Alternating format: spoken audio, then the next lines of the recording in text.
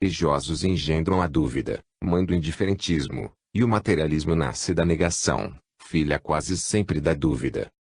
Espíritas, esforcemo-nos todos por seguir com vontade resoluta os conselhos que Allan Kardec nos prodigaliza das regiões da luz. Não nos contentemos em serem cristãos especulativos, pois as teorias, sem a prática, são vaidades e mentiras. Sejamos bons, caritativos e virtuosos, e conquistaremos o mundo para o Evangelho de Jesus. O dardo está lançado, mas o dardo da palavra não mata a incredulidade e o egoísmo. É indispensável que as obras e o dardo da virtude estejam em constante atividade.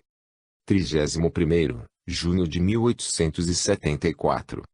Eu sou José, o esposo de Maria e o guarda de Jesus nos primeiros anos da sua vida. Vigiai, irmãos. Poucas palavras tenho a dizer-vos, porque a verdade já desceu em torrentes sobre vós, e agora vos cumpre fazê-la frutifica, que não seja isso a semente da parábola derramada entre as pedras. Venho a vós também como um testemunho dos favores com que vos distinguiu o Ser Supremo, para dar-vos a prova da sua misericórdia. Vigiai, porque as provas da misericórdia despertam terríveis responsabilidades. Ai dos indiferentes. Ai dos pusilânimes. Se dos orgulhosos. Ai dos filhos da mulher de Lote. A prova da misericórdia saltar-lhes ao rosto, e será sua vergonha o seu verme roedor. Vigiai, vigiai. No terreno da teoria e da palavra, cumpris hoje o vosso dever, com a publicação do livro. Dele vos digo que será um pequeno roedor à parte exclusivamente vossa, mas vos afirmo que aquela que é o fruto da inspiração será um demolidor poderoso e um regenerador ativo e eficaz. Se pelo estudo e com a palavra cumpristes o vosso dever, falta-vos ainda muito na cultura do sentimento e na reforma do vosso modo de proceder. Não sejais insensatos, não desprezeis as repetidas admoestações, não sejais fracos, e não vos mostreis indiferentes a tanta luz. Quão ditosos podeis ser! Vigiai, vigiai. O livro que ides publicar é devido à inspiração superior chamada pela vossa iniciativa e pelo vosso estudo. As verdades que ele contém o mundo tinham de sabê-las, porque os tempos se avizinham, e, se não fosseis os instrumentos dessas verdades, outros teriam sido indefectivelmente os escolhidos. Dai graças a Deus por terdes sido chamados, sem queredes investigar as competentes causas.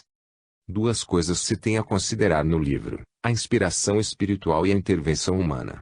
A respeito da primeira, cabe-me dizer-vos que é toda devida a espíritos de luz e de verdade que vieram a vós em cumprimento especial da sua missão de amor e como fiéis instrumentos da prova de misericórdia a que vos sujeitou a sabedoria divina. Na inspiração, fostes ainda mais felizes do que julgais, pois alguns dos espíritos inspiradores recebiam a seu turno a inspiração dos mais elevados pensamentos.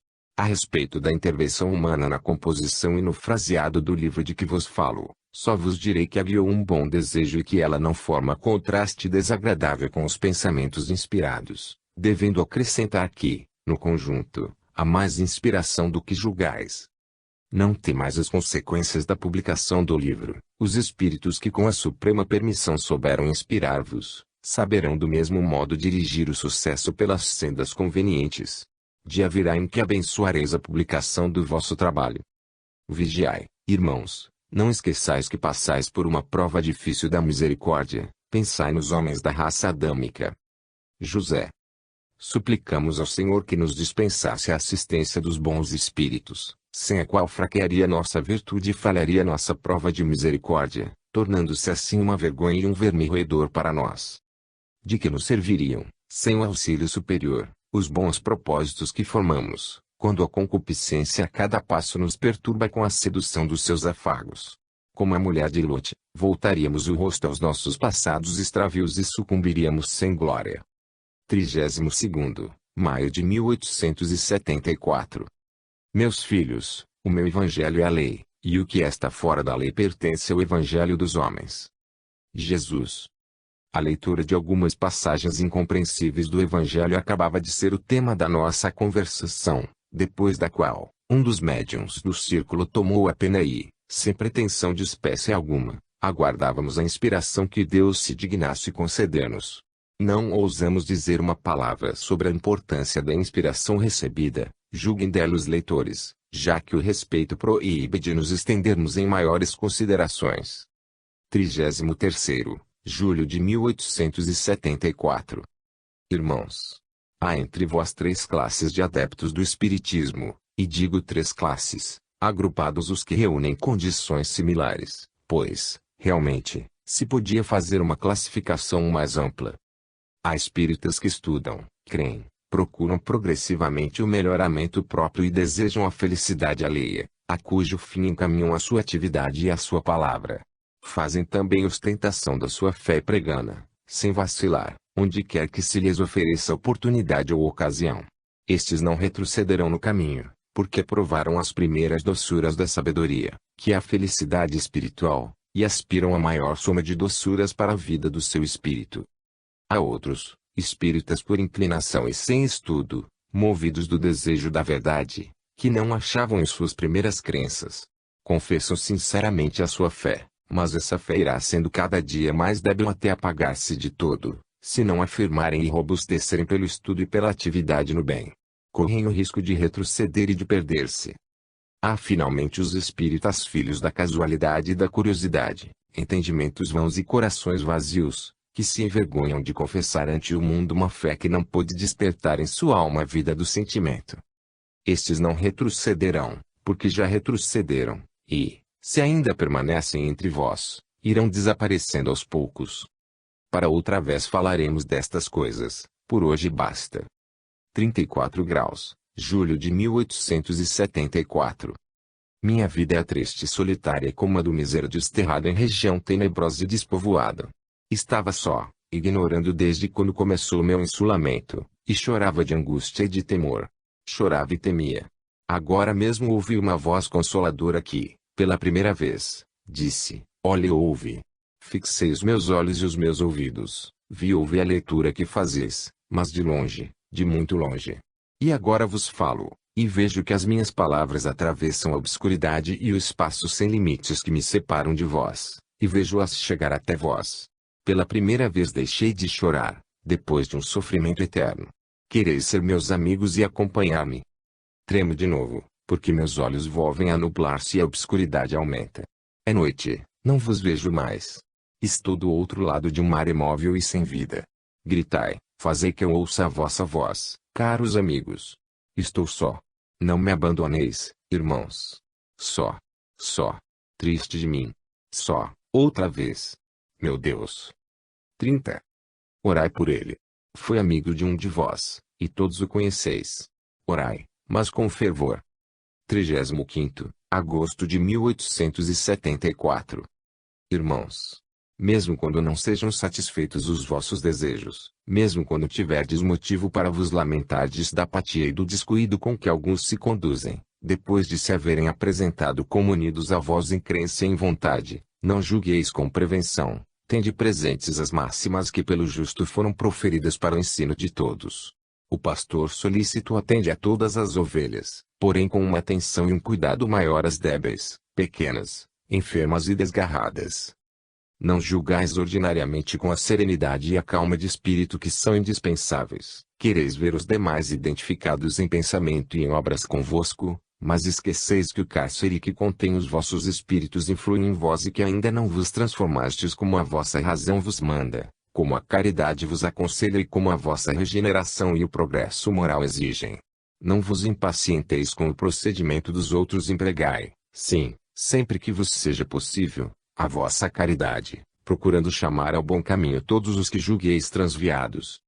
Devo, porque assim o sinto, dar-vos os meus sinceros parabéns pelo resultado dos estudos que acabais de publicar. Por ele, torna-se patente que não são infrutíferas as vossas reuniões fraternais, que são dignos os vossos propósitos, que é santa a ideia que vos anima, e que, longe, muito longe de serdes o joguete de monstruoso embuste, sois instrumento providencial para a propaganda das doutrinas evangélicas.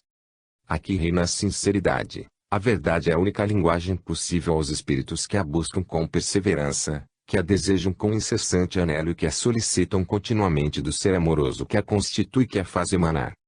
Sede bons e justos. Com fraternal carinho, isso vos desejo o vosso irmão. V. 36 graus, outubro de 1877. Irmãos, Já eu tinha conhecimento dessas coisas e as sentia em minha alma, porém não as chamava espiritismo, mas sim cristianismo, porque elas são a justiça, o amor e a fé, e o cristianismo, isto é, o evangelho eterno, a alma do evangelho histórico, é a fé, o amor e a justiça. Esta é a religião universal e eterna de todos os mundos e de todos os tempos. Desta religião, que é a grande, a única, a imortal religião, é que eu desejo falar-vos.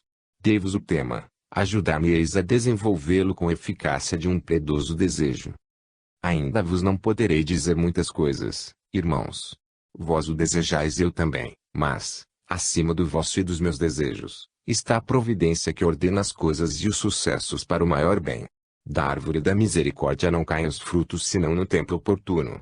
A religião é a alma da adoração e da justiça, o corpo dessa alma é a Igreja Universal. Religião é adoração, justiça e amor, Igreja é a assembleia dos adoradores, dos justos e dos que amam. Acreditais possíveis, dentro da criação, a existência de um espírito livre, de um só, estranho em absoluto à adoração e à justiça, desprovido em absoluto do sentimento, do suavíssimo sentimento do amor? Se assim fosse, a religião não seria uma lei divina e universal, a Igreja também não seria uma assembleia universal, divinamente estabelecida. E, não sendo isso possível, não há criatura livre, absolutamente emancipada da lei do amor e de justiça. Portanto, nenhuma criatura está em absoluto fora da Igreja e, assim sendo, a Igreja é verdadeiramente universal.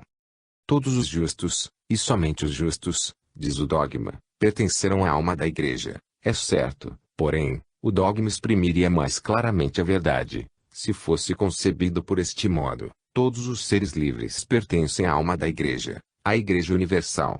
No primeiro caso, o dogma parece conter uma exclusão, embora em realidade não a contenha. Examinemos agora o dogma, tal como acabo de defini-lo, isto é, todos os seres livres pertencem à alma da Igreja, à Igreja Universal. Mas, ao examiná-lo, compararemos o segundo com o primeiro. Só os justos pertencem à alma da Igreja, mas quais são os justos? Onde começa a justiça dos justos, que formam parte da alma da Igreja Universal? Serão os que possuem a justiça em absoluto, ou os que participam dela, mais ou menos, dentro de uma gradação indefinida. Só Deus é bom, só Deus é justo, Jesus o disse. Por conseguinte, se só a justiça absoluta pudesse pertencer à alma da Igreja, Deus, e só a Deus, seria o que chamamos Igreja Universal. No sentido, pois, em que devemos tomar essa palavra Igreja, não se pode tratar senão de justiça progressiva. Assentado isso, que razão pode legitimar uma divisão qualquer, segundo a qual uns espíritos sejam incluídos na alma da Igreja, e outros excluídos dela? Que grau de justiça será a medida para essas inclusões e exclusões? Não será mais justo e racional considerar dentro da alma da Igreja todos os seres livres, uma vez que todos sejam relativamente justos? Dentro da alma da Igreja, porém, cada espírito não participa dos bens da Igreja, senão no grau correspondente da sua justiça. Veio na terra espíritos turbulentos e cheios de iniquidades, comparais e dizeis: como podem esses espíritos fazer parte da alma da Igreja? Responder-vos-ei que a iniquidade descoberta nesses seres pela vossa e pela minha justiça, é muito menor que a que existe em nós, se nos compararmos aos seres que estão acima de nós, a uma distância imensa. Se esses ditosos espíritos nos julgassem por esse modo, poderiam também dizer de nós: como podem essas criaturas iníquas fazer parte da alma da Igreja? Esse falso conceito da alma da Igreja Universal na Terra, tem seu princípio ou raiz no falso conceito do bem e do mal, formado pela imensa maioria dos homens. Circunscrevem os seus juízos à bondade ou à maldade na Terra, e, ainda mais, ao grau particular da cultura espiritual de cada um. Portanto, esses julgamentos não podem deixar de ser errôneos, porque essa circunscrição de julgamentos equivale a estabelecer como absolutos o bem e o mal terrestre, o que é gravíssimo erro. Se me falais de um bem, como tal considerado por vós, eu vos falarei do conceito do mal nas consciências próximas à perfeição, e vereis que o que se julga um mal, está muito acima do que reputais o bem. Se vos referis ao que considereis o mal, eu vos falarei do conceito do bem nas consciências ásperas e embrutecidas, muito abaixo ou de pior condição que o mal que as vossas almas abominam na terra. De tudo isso vereis resultar uma grande verdade que ainda não foi proclamada na consciência da humanidade terrena, isto é, a alma da Igreja Divina, da Igreja Universal, é formada por todo o mundo inteligente e livre, sem exceções nem exclusões. E por que não, se todos os seres livres são filhos do pensamento e da vontade de Deus? Excluireis vós o que Deus não exclui? Em tal caso seria excluir do seu amor as obras da sua divina fecundidade.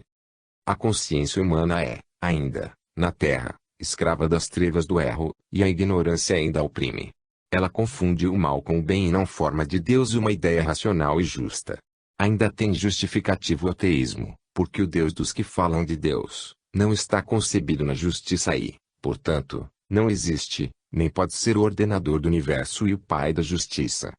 E esse selo de universalidade que a Igreja tem, também o possui a verdadeira religião, em que se distingue uma da outra. Em que a Igreja, como sabeis, é a Assembleia dos Justos, e em que a religião é a justiça. Com acerto se podia dizer que a Igreja é o corpo, e que a religião é a alma. A religião é um laço de atração e de aproximação entre Deus e a criatura, atração da parte do Criador, que é a vontade absoluta e eterna, aproximação por parte da criatura racional, que é a vontade relativa, subordinada à ordem harmoniosa, estabelecida pela sabedoria suprema que tudo dirige e estimula. Gratri. 37 graus, março de 1878. Quem viu a semente produzir frutos antes de oferecer a delicada flor, em cujo seio o fruto se engendra e vivifica? Essa é a lei da natureza física e também a lei do movimento moral.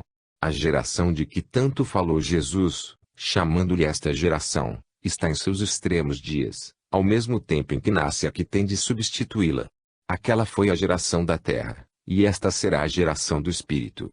A terra já produziu todo o fruto que podia dar e, por conseguinte, vai desaparecer a geração da terra, isto é, a geração da matéria e da forma dentro da ideia cristã. Se essa geração não desaparecesse da terrena morada, o cristianismo, que não pode morrer, por ser a lei infalível do progresso, seria apagado do entendimento e do coração dos homens. O excesso de materialismo afogaria os germens do espírito vivificante, destinado, pela provida sabedoria de Deus, a engendrar e vivificar a segunda geração do Evangelho. Essa segunda geração está nascendo. O pensamento cristão da segunda geração entra no princípio do seu desenvolvimento, e ainda há de mostrar ao mundo os matizes das suas preciosas flores, antes que a humanidade possa nutrir-se com os seus saborosos frutos de amor e de justiça. Sou vosso irmão. Vitor. 38 graus, outubro de 1877. Se unirdes todos os vossos desejos em um só, se submeterdes as vossas vontades ao cumprimento da lei de justiça e acrescentardes o vosso fervor e por ele a vossa fé, esperai tudo da providência, que é um manancial inesgotável de harmonias e consolos. O homem pode fazer o que quer, sempre que a sua vontade está com a justiça e que confia fervorosamente no amor. Falastes da lei que há de cumprir-se e no valor da oração dentro do cumprimento da lei. Se a lei há de cumprir-se, para que serve orar pelos espíritos que sofrem? Se a lei é inquebrantável, também o será o sofrimento do espírito. A lei é inquebrantável e iniludível, é certo, e não podemos concebê-la de outro modo, mas quem mediu ou graduou o alcance da lei e a natureza das condições em que tem de cumprir-se os seus preceitos. O erro consiste em pretender-se julgar do cumprimento da lei, sendo a lei desconhecida. Pelo pouco que a conhecemos ou adivinhamos, temos de julgar que, se a lei de justiça é expiação pelas infrações cometidas, também é em virtude dessa lei que o arrependimento e as boas resoluções hão de apressar o restabelecimento da harmonia espiritual, vistos serem germens fecundos da salvação das almas. Orai, pois, porque, se a oração não redime, o arrependimento redime e oração pode despertar o arrependimento. Gratri. 39 graus, outubro de 1877. Irmãos, na humanidade terrena não há tanta iniquidade como supondes. O que sucede é o seguinte: todos os seus males se exteriorizam e a publicidade e os escândalos avultam. O homem de hoje é melhor que o do século passado, muito melhor que o do século X da presente era, muitíssimo melhor que o dos tempos do Moisés. Nos séculos que já vão longe, era a iniquidade a enfermidade dominante do mundo. Hoje, a enfermidade dominante é o erro, e o erro enfraquece os homens.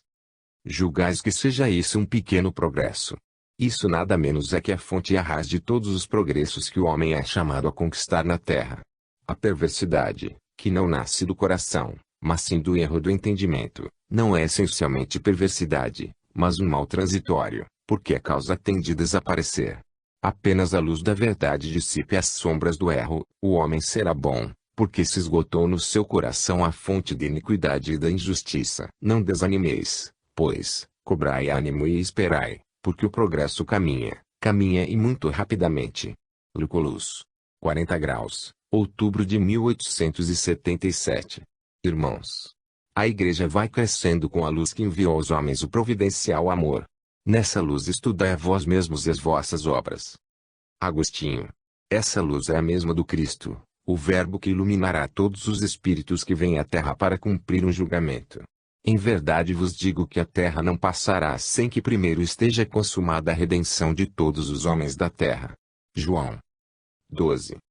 Julgamos suficientes as comunicações que deixamos copiadas nesta segunda parte, para que o leitor possa, com perfeito conhecimento de causa, falar sobre a utilidade ou inconveniência dos trabalhos que fizeram objeto do nosso estudo, e da bondade ou maldade das doutrinas que o Espiritismo propaga. Que os detratores do cristianismo espírita leiam estas páginas inspiradas pelos espíritos livres, bem como aqueles que o atribuem ao gênio das trevas, e os que, blasonando-se de muito sensatos, lhe chamam loucura ou aberração do entendimento humano. Leiam-nas todos sem prevenção e meditem com juízo imparcial, pois, se assim souberem fazê-lo, estamos certos de que virão a nós para alentar-nos e dizer-nos: contai conosco desde hoje, irmãos. As inspirações espirituais que recebestes não podem ser fruto de inteligências infernais, nem parto de imaginações febris, nem mistificação produzida por homens de má fé e de coração corrupto. Elas são a expressão da virtude, da verdade e do sentimento, e nem a virtude pode ser inspiração diabólica, nem a verdade pode ser produto da loucura, nem a ternura, nem o sentimento do bem podem ser produzidos por corações degradados. São as vozes dos pastores chamando as ovelhas extraviadas, são os gritos do dever que vêm despertar as consciências adormecidas no indiferentismo e no erro, é o carinhoso apelo do pai que abre os seus braços para neles estreitar os filhos do seu amor, filhos que abandonaram, inexperientes, pelos gozos ilusórios do mundo, a tranquilidade e a grande felicidade que os esperava na morada paterna. O Espiritismo é a verdade religiosa, é o renascimento do Evangelho. É a ressurreição do verdadeiro cristianismo, é, em suma, o amor à criatura e a adoração a Deus, princípio e fim da missão do homem na terra. Tal é o conceito que formamos do Espiritismo, depois de submetê-lo ao crisol da observação e ao escalpelo da crítica. Em constante vigilância com o desejo de surpreender qualquer germe perturbador das consciências que pudesse ocultar-se no fundo dessas doutrinas, não demos um passo para a frente sem ter examinado com escrupulosa atenção o terreno em que íamos fixar a misteriosa planta. Tínhamos ouvido repetir que o espírito tentador, para melhor seduzir e enganar os que escolhem para alvo das suas tenebrosas investidas, costuma vestir a branca túnica da inocência ou as severas roupagens da virtude, e mesmo, apesar de nos parecer que, em tão estreitos e transparentes hábitos, não lhe seria possível ocultar a sua monstruosa fealdade, vivíamos de sobreaviso, dispostos a retroceder e a fugir a menor suspeita de maquinação diabólica. Felizmente, nossos temores não chegaram a justificar-se, e se no começo nos haviam cativado as doutrinas espíritas por sua moral pura, persuasiva e elevadíssima, achamos depois, nas comunicações, a sanção das teorias e inúmeros motivos para agradecer e louvar a Deus pelos inapreciáveis tesouros que, por meio das comunicações espirituais, depositava em nossas mãos.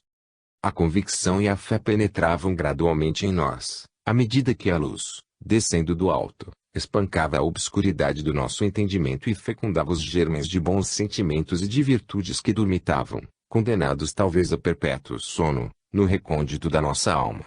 Gamos e vinhamos do Espiritismo ao Evangelho, e do Evangelho ao Espiritismo, porque, em nosso entender, o Evangelho é a divina pedra de toque da religião e da moral, e, quer estudando o Espiritismo como filosofia moral, quer como doutrina religiosa, achamos perfeita conformidade entre os seus ensinos e os do Evangelho.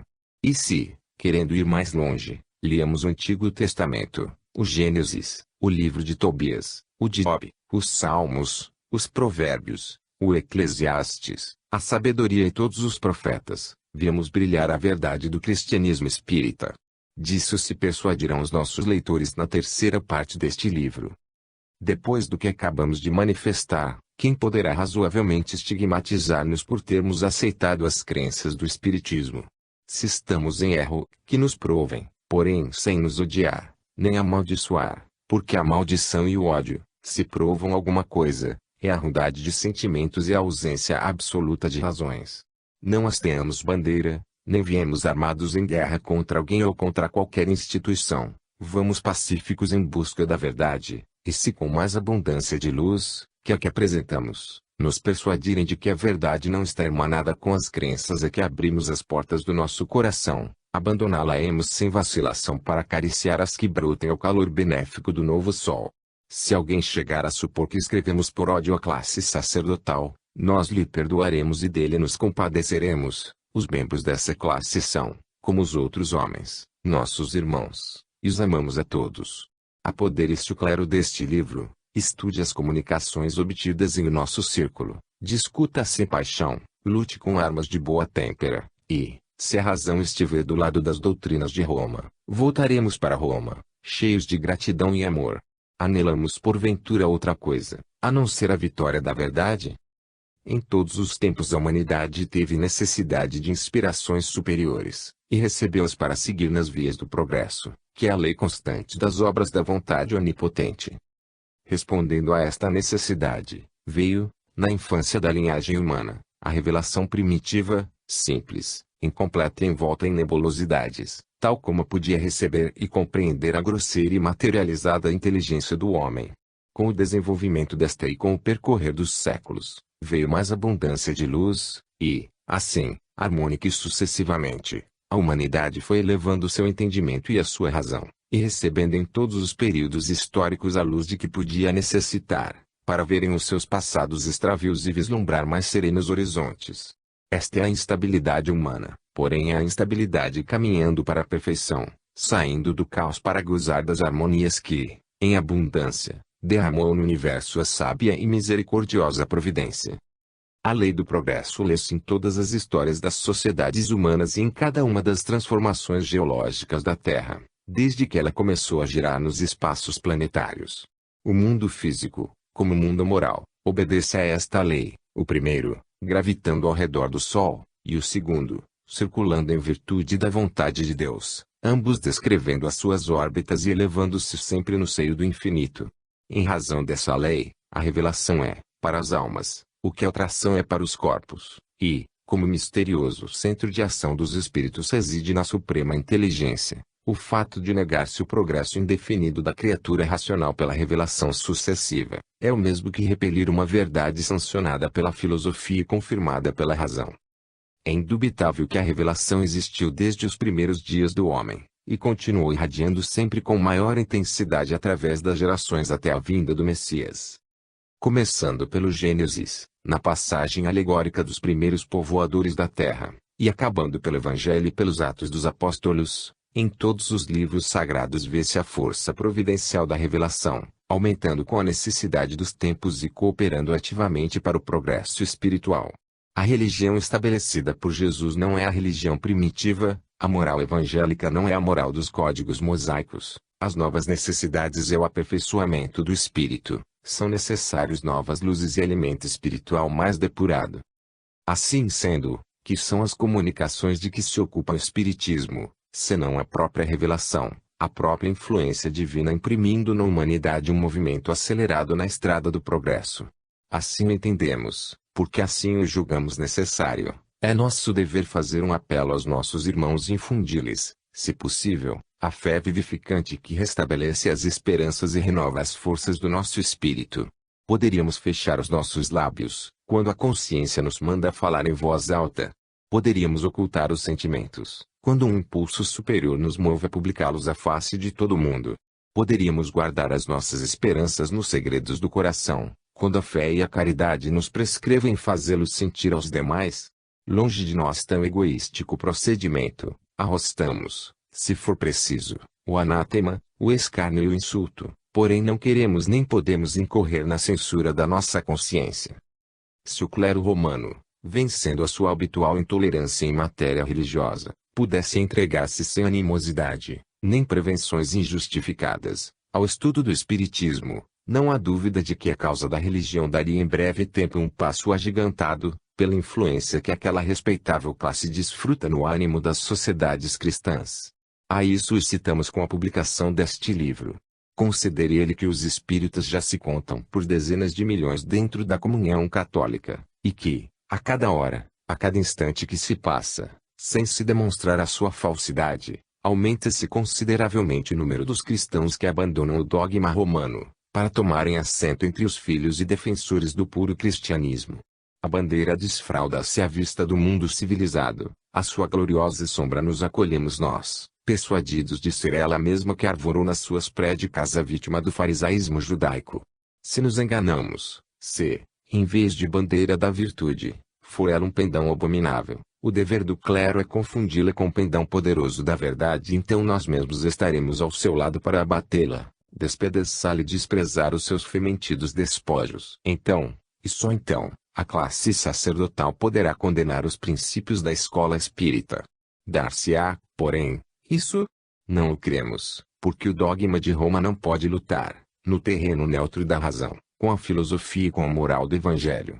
O que esperamos é que a luz abra caminho através de todas as resistências, e que o clero se apodere, em breve tempo, da bandeira que hoje combate, para fazê-la tremular aos ventos, com o entusiasmo do neófito e com o vigor do soldado da fé. Parte terceira. O Espiritismo nos livros sagrados. 1. Preliminares. Que livros são esses a que chamam sagrados e que servem de manancial e ponto de partida às crenças e ao culto? Eis aí uma pergunta de fácil resposta à primeira vista, porém que, não obstante, se presta a sérias considerações filosóficas.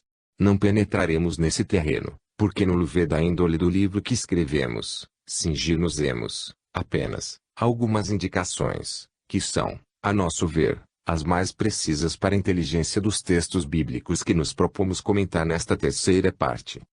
Reconhecido que o progresso das sociedades humanas precisava, para realizar-se, do concurso da providência, causa única da substância inteligente e, portanto, do movimento intelectual, tinham de vir, e vieram, em todos os tempos e para todos os povos, inspirações superiores que, dando satisfação a uma nova necessidade e despertando um novo desejo, levassem ao coração do homem a sanção da virtude, o consolo e a esperança. A humanidade, como a terra, é por si mesma fria e improdutiva, e continuaria perpetuamente na sua esterilidade, se não fecundassem nos seus seios temperados beijos do sol e as chuvas benéficas. Quando essas inspirações, esses orvalhos consoladores do espírito, foram necessários ao progresso particular do indivíduo, só o indivíduo sentiu a sua influência, mas, quando, não o indivíduo e sim uma parte considerável da grande família humana, precisou do impulso providencial para triunfar dos obstáculos atravessados no caminho do progresso geral, então a influência das inspirações invadiu tudo, soando em todos os ouvidos e brilhando com resplendor aos olhos atônitos dos povos. Em cada um desses momentos históricos, um novo marco assinala o caminho percorrido pelo homem. Tal é a origem dos livros chamados sagrados, que cada religião guarda na arca da sua fé, como o mais expressivo sinal da sua aliança com o Supremo Autor do Universo. Livros divinamente inspirados, códigos de regeneração, monumentos solenes de sabedoria, testemunhos irrecusáveis da misericórdia do Altíssimo. Escritos com intervenção superior, resplandece neles uma luz divina, que os eleva muito acima das concepções dos homens. Os livros sagrados são o grande depósito dos tesouros de fé recolhidos pelos povos na sucessão dos séculos. São a história do movimento moral da humanidade e do desenvolvimento do sentimento religioso. São a misteriosa cadeia da revelação, cujos degraus ligam a terra ao céu. É preciso, porém, considerar, para a devida inteligência das Sagradas Escrituras, que a revelação, como a moral, como a fé, como o sentimento religioso, como as faculdades humanas, é progressiva, e vem satisfazer, em cada uma de suas fases, a uma necessidade espiritual. Por essa razão, ao estudar seu curso, Convém também fixar atenção nas necessidades que elas satisfazem, pois essas necessidades satisfeitas são quase sempre a chave para a explicação e a inteligência dos profundos conceitos e da sentenciosa linguagem da revelação escrita. Convém, ainda, distinguir na revelação escrita o que é essencial e o que é acidental, a alma e o corpo, o fundo e a uniforma, o espírito e a letra. O primeiro é o resultado da influência superior, é como se disséssemos, o corpo celestial. O segundo é o traço indelével da intervenção humana.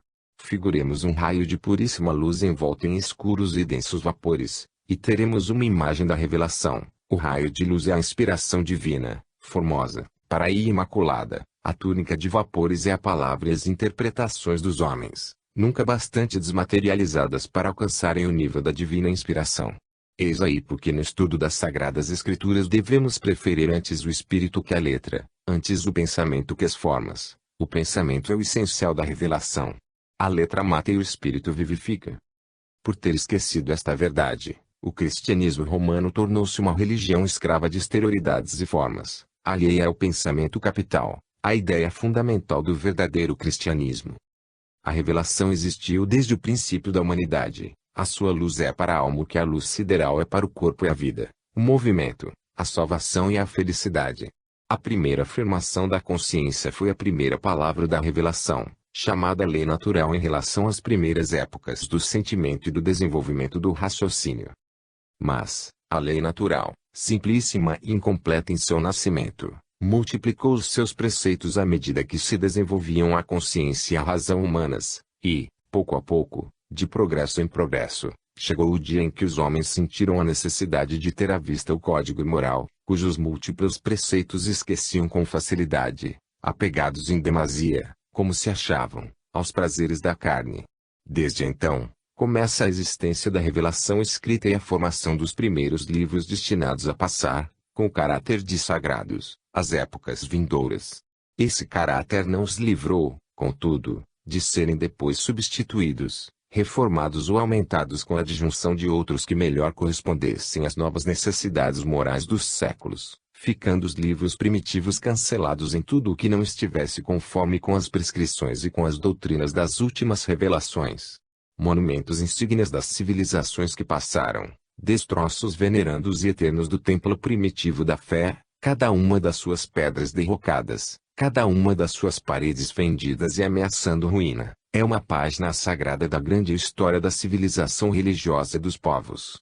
A estas sagradas e imperecíveis relíquias pertencem os livros da revelação anterior a Jesus Cristo que, compilados, formam o Antigo Testamento, essencialmente modificados nos livros da revelação cristã. Que quer dizer isso? Será porventura que a origem dos livros sagrados é puramente humana e imerecida autoridade que o mundo lhes atribui? Não, certamente, já o dissemos. A sua origem superior e providencial ressalta, se é possível, com mais força da própria mutabilidade progressiva das suas doutrinas, sempre suficientes e acomodadas às necessidades morais das gerações. O que isso quer dizer é que o homem não possui, nem possuirá a verdade absoluta. Ele é um ser progressivo e perfectível que sempre girará dentro de instabilidade. O que isso quer dizer é que a revelação progride, e dos seus progressos nascem a transformação do sentimento religioso e as modificações da fé. Fundamentalmente, a revelação é sempre a mesma, porque é imutável a lei de que procede, porém brilha cada dia com um novo esplendor e em horizontes mais dilatados, de conformidade com o progresso espiritual das sociedades humanas. Consideremos a Terra limitada à montanha elevadíssima, coberta de negras nuvens, quase impenetráveis à luz nas camadas inferiores, e a humanidade, em sua infância, morando na tenebrosa fralda da montanha, cujo cimo se perde além das nuvens, além da atmosfera, além das zonas etéreas, banhadas pelos esplêndidos raios de um sol regenerador. A família humana agita-se, primeiro, nas trevas, cai e levanta-se, torna a cair e a levantar-se, antes de subir alguns passos pela encosta da montanha e antes de vislumbrar os crepúsculos da luz, mas, já os vislumbrou, e eles são o guia dos seus passos, a alegria dos seus olhos e a esperança do seu coração. Sobe pela montanha, adiantando-se aqui, retrocedendo ali, ora tomando alento para adiantar-se mais, e ora fixado com horror as suas vistas nos perigos passados.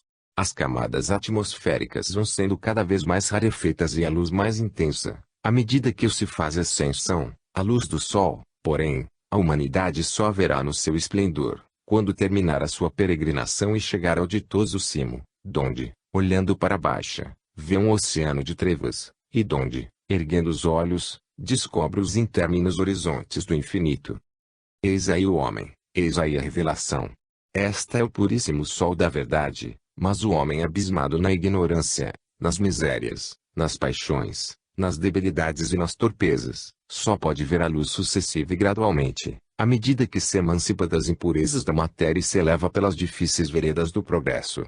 Feliz será ele, se, em cada jornada, feliz a humanidade, se, em cada uma de suas fases, lograr transpor alguma dessas sombrias zonas que lhe impedem a visão beatífica do sol do amor. Fixemos agora as nossas vistas nos monumentos antigos e modernos da revelação, nos livros sagrados do cristianismo, no Antigo e Novo Testamento, dos quais é continuação a revelação que se obtém em nossos dias com as comunicações espíritas. Moisés falou a linguagem do seu tempo, os profetas falaram para os homens com os quais conviviam. Jesus Cristo deixou ainda por dizer muitas coisas, porque o mundo não podia aceitá-las. Os espíritos espalham hoje com maior clareza as verdades evangélicas, e novos clarões iluminarão amanhã os passos da humanidade na sua peregrinação sempre ascendente, em busca da perfeição e da felicidade, pelos merecimentos do dever. O estudo das sagradas letras é na atualidade tão necessário como dos comentários e interpretações com que a Igreja oficial pretendeu explicá-las, pois, se em épocas passadas puderam dar alguma luz, no presente elas lutam com o senso comum, com a ciência e com o sentimento verdadeiramente religioso. É indispensável restaurar o gênio do cristianismo, cuja decadência é assaz notória, para não se temer a sua própria ruína.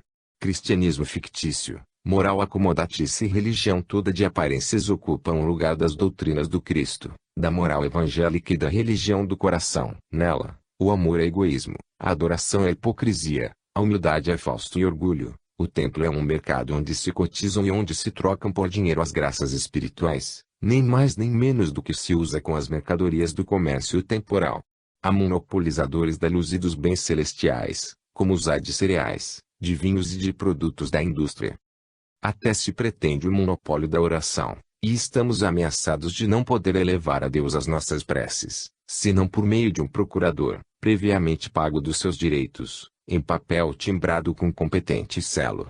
Tão notórios e escandalosos abusos serão autorizados pelo Evangelho e pelos apóstolos? Por certo que não. Volvam todos os cristãos os olhos para esses livros e ficar-se-á conhecendo o verdadeiro cristianismo. Se queremos a salvação, busquemo-la na fonte de vida. Leiamos essas páginas inspiradas, até hoje não abandonadas, e veremos que os erros, os abusos, as mistificações, os absurdos, as falsidades e a fraude não são da revelação, mas dos homens que os acomodaram às suas vistas e ao seu egoísmo. Veremos o cristianismo em sua primitiva pureza, e não acharemos ponta de semelhança entre o cristão segundo o modelo romano e o discípulo de Jesus, entre os doutores da igreja oficial e os apóstolos. Lede, cristãos, lede com os vossos próprios olhos. Acaso devemos ignorar sempre as verdades reveladas? Veremos ainda, se abrirmos as sagradas escrituras, que estão nelas sancionadas as doutrinas do espiritismo, tão combatidas e condenadas pela ignorância e pela malícia dos modernos escribas e fariseus. Como não ser assim, se o espiritismo é exatamente o cristianismo original, puro, concreto, sem acréscimos nem mandamentos humanos, sem inovações contrárias às doutrinas do Cristo? Sim, leitores cristãos e irmãos nossos, se vos escandalizam as afirmações espíritas, escandalizais-vos de Jesus. Se perseguis com os vossos anatemas e sarcasmos os discípulos do que chamais nova seita, anatematizais e perseguis os discípulos de Jesus. A loucura espírita é a mesma que esteve na mente do Cristo durante a sua prédica, a chama do espiritismo é a mesma que inflamou o amoroso coração do primeiro dos mártires, ideia espírita é a mesma que foi propagada pelo Filho do Homem, até selá-la com o sacrifício da sua preciosa vida. Por isso, nós, os espíritas, seguindo as pegadas do Mestre, não vacilamos nem tememos, arrostaremos o orgulho e o desprezo dos homens, com a segurança de que o tempo nos dará razão, e de que acabarão por abraçar a nossa loucura cristã os mesmos que agora com mais empenho a combatem e amaldiçoam. Se fosse possível, trasladaríamos para aqui integralmente o Antigo e o Novo Testamento, a fim de que não restasse dúvida alguma acerca da perfeita conformidade do Espiritismo com a revelação das Escrituras.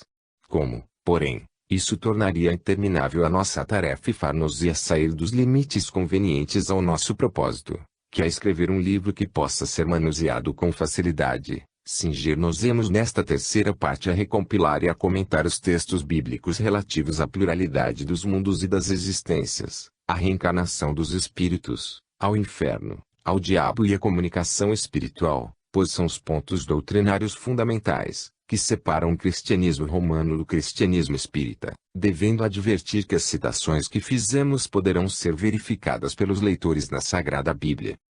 2. Pluralidade de mundos e de existências. Reencarnações dos espíritos. Aqueles que desejarem fazer um estudo profundo e filosófico dos pontos que são objeto deste capítulo, podem consultar as obras de Flammarion, Pisani e Allan Kardec, que tratam deles com o desenvolvimento necessário.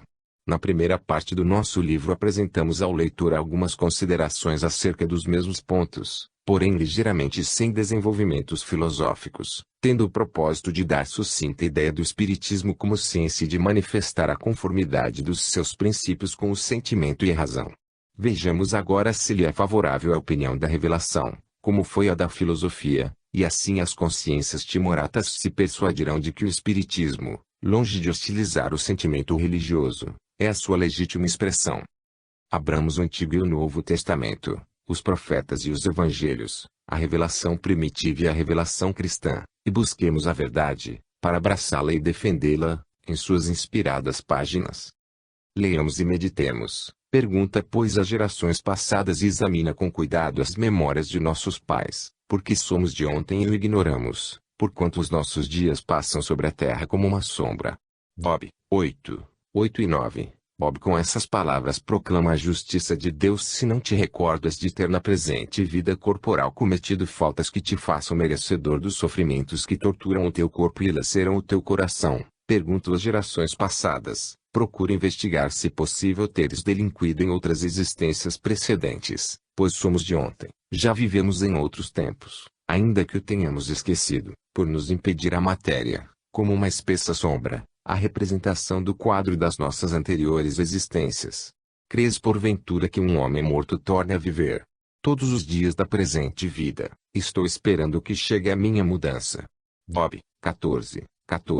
Bob eleva o seu coração ao Senhor, e a pergunta que lhe dirige é a expressão da esperança que ele acalenta no fundo da sua alma. Crê, ou antes, pressente a encarnação, e esse pressentimento dá-lhe forças para suportar resignado os trabalhos da sua presente vida, esperando que chegue a sua mudança, outra vida feliz, como resultado da expiação que sofre, ou da prova que se acha submetido. Pois sei que vive o meu Redentor, e que no último dia hei de ressuscitar da terra, e de novo serei coberto com a minha pele, e na minha carne verei a meu Deus. Bob, 19, 25 e 26. O pressentimento da reencarnação se converteu em certeza, quase em evidência, no ânimo de Bob. Já ele sabe que ressuscitará de novo na terra, envolto na sua pele e com um corpo carnal, no qual verá a misericórdia do seu Deus concedendo-lhe outra vida de prova para conquistar pelos seus merecimentos um grau mais elevado de felicidade e perfeição. Quantas vezes será apagada a luzerna dos ímpios e lhes sobrevirá a inundação e lhes dilacerarão as dores do seu furor. Bob, 21, 17. Os ímpios, pertinazes na sua impiedade, verão apagada repetidas vezes a luzerna da sua vida, até que se arrependam e se convertam ao Senhor. Voltarão à erraticidade frequentemente, para expiarem pelo remorso as obras do seu iníquo coração e renascerão na vida do corpo, para reparar os males cometidos em suas anteriores existências. Morrerão uma, outra e outra vez, até que tenham sufocado em sua alma a iniquidade e o desejo de infringir a lei da consciência e do dever. Quantas tribulações penosas me tens feito provar, e, voltando a mim, me tens dado vida, e dos abismos da terra outra vez me tens tirado. Tens multiplicado a tua magnanimidade, e, voltando a mim, me tens consolado. Salmos 70, 20 e 21. Davi, em um momento de inspiração superior, fala das suas passadas existências, e, recordando as tribulações sofridas, entoa hinos de louvor ao Senhor por tê-lo feito voltar à vida, tirando-o do sepulcro dos abismos da terra. E passaram os seus dias em coisas vãs, e os seus anos com grande fadiga. Quando o Senhor os fazia morrer, eles o buscavam, voltavam e se convertiam. Salmos 77, 33 e 34. Os maus, os pecadores endurecidos, viviam na vaidade e a sua vida era apressada e curta. Só se lembravam do Senhor depois da morte, e, então, buscavam-no, e a misericórdia do Pai lhes concedia a volta à vida, para que o reconhecessem e adorassem. Porventura estarás sempre irado contra nós e estenderás a tua ira de geração em geração? Ó Deus, tu, voltando para nós, nos darás vida, e o teu povo se alegrará de ti. Salmos 84, 6 e 7.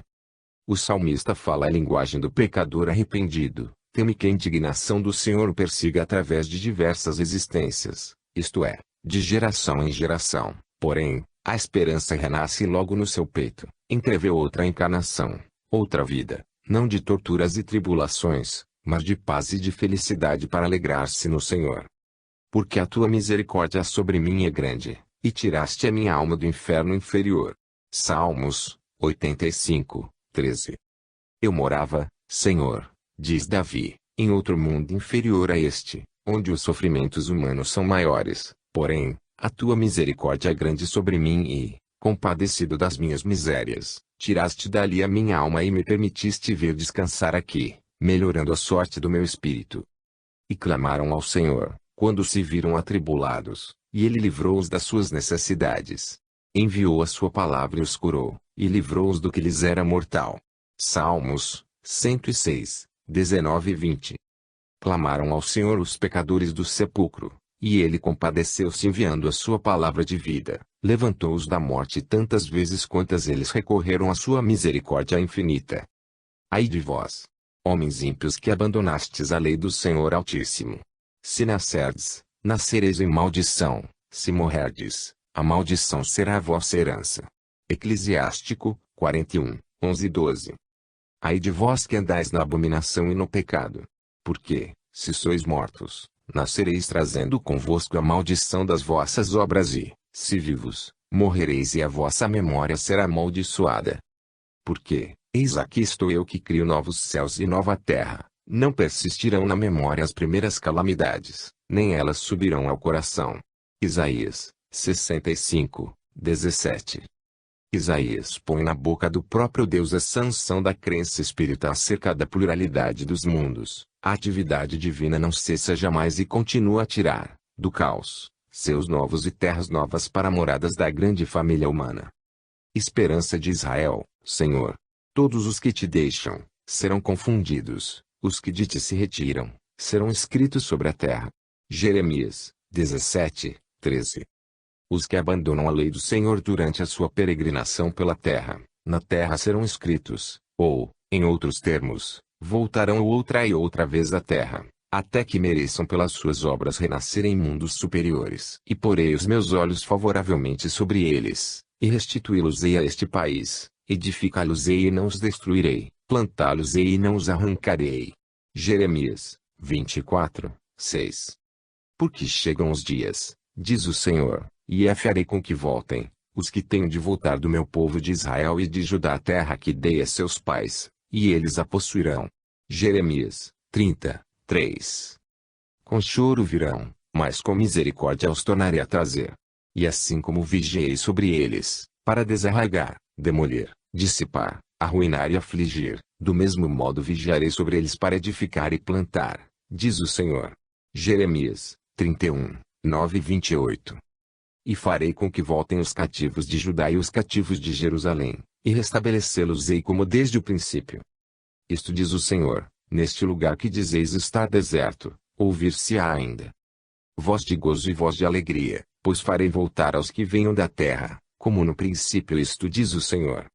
Tampouco rejeitarei a linguagem de Jacob e de Davi meu servo, para não tomar da sua geração príncipes da estirpe de Abraão, de Isaque e de Jacob, porque farei voltar deles aos que venham, e apiedar-me-ei. Jeremias 33, 7, 10, 11 e 26. Com tanta clareza, o profeta, nesses versículos, fala da reencarnação dos espíritos, que consideramos ocioso qualquer comentário encaminhado a esclarecer o sentido. Basta a simples exposição dos textos para se compreender que o Senhor, apiedado dos que vão a juízo com impurezas, os faz voltar à terra, a fim de empreenderem de novo a tarefa do seu aperfeiçoamento progressivo. Isto diz o Senhor Deus: eis aí vou eu abrir os vossos túmulos, tirar-vos-ei dos vossos sepulcros e vos introduzirei na terra de Israel. E sabereis que sou o Senhor, quando eu tiver aberto os vossos sepulcros e vos houver tirado dos vossos túmulos, e tiver infundido o meu espírito em vós, e tiverdes recobrado a vida, e vos farei repousar sobre a vossa terra, e sabereis que sou o Senhor que falou e fez, isto diz o Senhor Deus. Ezequiel 37, 12, 13 e 14. Não se pode falar mais claramente da pluralidade das existências da alma. É verdade que ele não frisa a reencarnação, mas parece-lhe que essa pluralidade de existências se dá antes pela ressurreição dos corpos do que pelo renascimento. Entretanto, é preciso levar em conta que as profecias eram dirigidas a um povo material e ignorante, incapaz de compreender o que lhe não falasse aos sentidos. Eu vos enviarei o profeta Elias, antes que venha o dia grande e horrível do Senhor. Malaquias 4, 5. Se puderdes compreender, ele, João Batista, é o Elias que tinha de vir. S. Mateus 11, 14. E Jesus falou aos seus discípulos, dizendo: quem dizem os homens que é o Filho do Homem? E eles responderam: uns dizem que é João Batista, outros que é Elias, outros ainda que é Jeremias ou algum dos profetas. S. Mateus 16, 13 e 14. E Jesus respondeu-lhes: Elias realmente tem de vir, e restabelecerá todas as coisas. Mas, eu vos digo que Elias já veio e eles não o conheceram, antes, fizeram com ele tudo o que quiseram. Assim também farão padecer ao Filho do Homem. E os discípulos compreenderam que se lhes falava de João Batista. S. Mateus 17, 11, 12 e 13. A reencarnação do profeta Elias, vaticinada por Malaquias no versículo citado, vem corroborar de um modo terminante os textos copiados do Evangelho segundo S. Mateus. Ele é, diz Jesus, o Elias que tinha de vir. Quererão uma confirmação mais perfeita da pluralidade das existências da alma, do que a palavra de Jesus. E como se não bastasse essa confirmação categórica, ou talvez com o fim de que os seus discípulos não pudessem conservar nenhuma dúvida acerca do cumprimento da referida profecia, o Mestre lhes dirige a palavra em outra ocasião, dizendo: Elias em verdade há de vir, mas eu vos digo que ele já veio, e o não reconheceram, mas fizeram com ele tudo o que quiseram.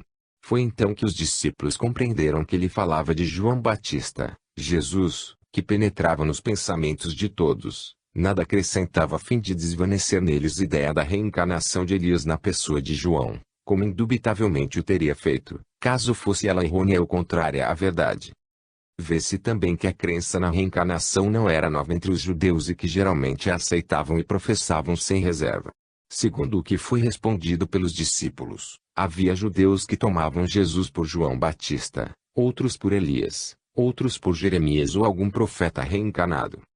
Sem estarem iniciados no conhecimento da reencarnação dos espíritos, como poderiam os judeus suspeitar que a pessoa de Jesus podia ser o espírito reencarnado de algum dos profetas, mortos tantos anos antes?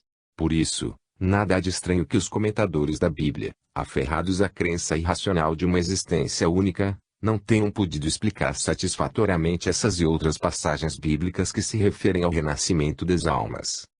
Eis o testemunho de João, quando os judeus lhe enviaram de Jerusalém sacerdotes e levitas para lhe perguntarem: quem és tu? És Elias? Ele disse: não sou. És profeta? Ele respondeu: não. São João, e 19:21. Os judeus, assustados com a fama do Batista e iniciados na teoria da reencarnação das almas, enviam de Jerusalém sacerdotes e levitas, homens sábios e versados no conhecimento das Escrituras, para indagar qual dos profetas históricos podia ser o homem que falava cheio de espírito profético. É certo que João, respondendo aos sacerdotes, afirma não ser Elias, mas isso nada prova contra a reencarnação. Isso faz apenas supor que João, como os demais homens, não se recordava das suas existências anteriores, e só pôde afirmar sinceramente que não era Elias, por não se lembrar de havê-lo sido. Somente Jesus podia sabê-lo pela sua natureza superior, e, por sabê-lo, revelou aos seus discípulos quando julgou conveniente, estabelecendo assim um luminoso farol para a ulterior compreensão de vários pontos